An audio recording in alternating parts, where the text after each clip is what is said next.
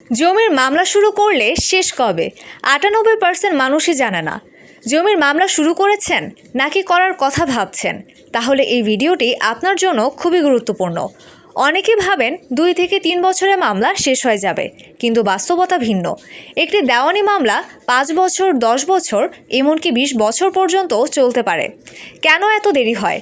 বারবার তারিখ পরে, সাক্ষী না আসা বা হাজির না হওয়া, কাগজপত্র যাচাইয়ের সময় লাগা, আপিল, রিভিশন, আইনজীবী বা পক্ষের কৌশলগত দেরি। এক কথায়, মামলা শুরু সহজ, শেষ করা কঠিন। কোর্টে আসলে কি হয়? প্রথমে মামলা দায়ের, তারপর নোটিশ, লিখিত জবাব, সাক্ষ্য প্রমাণ, যুক্তিতর্ক, রায়, তারপর আবার আপিল। মানে একটা শেষ হতে না হতেই আরেকটা শুরু। আপনি কতদিন প্রস্তুত থাকবেন?